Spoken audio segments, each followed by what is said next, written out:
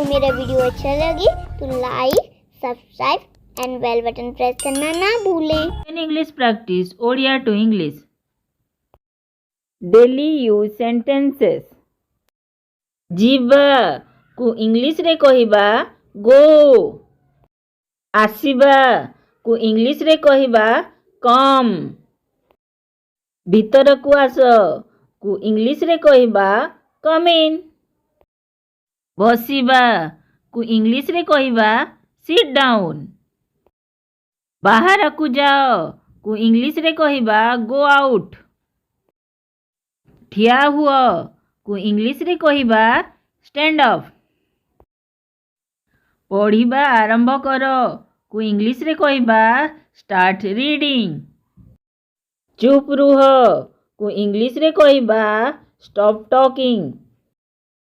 ହସ ନାହିଁ କୁ ଇଂଲିଶରେ କହିବା don't laugh. ଏପଟେ ଦେଖ କୁ ଇଂଲିଶରେ କହିବା look here. ଧ୍ୟାନର ସହ ଶୁଣ କୁ ଇଂଲିଶରେ କହିବା listen carefully. ମୋ କଥା ଶୁଣ କୁ ଇଂଲିଶରେ କହିବା listen to me. ବହି ଖୋଲ କୁ ଇଂଲିଶରେ କହିବା open the book. ବହି ବନ୍ଦ କର କୁ ଇଂଲିଶରେ କହିବା close the book. ଏହାକୁ ପଢ଼ କୁ ଇଂଲିଶରେ କହିବା read this. ଏହାକୁ ଲେଖ ଇଂଲିଶରେ କହିବା write this. ବହୁତ ବଢ଼ିଆ କୁ ଇଂଲିଶରେ କହିବା well done.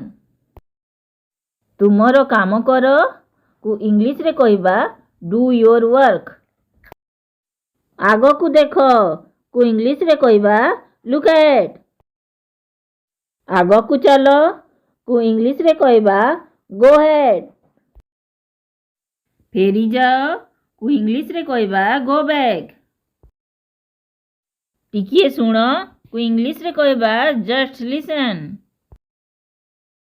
ମୋତେ ଦେଖିବାକୁ ଦିଅ କୁ ଇଂଲିଶରେ କହିବା let me see.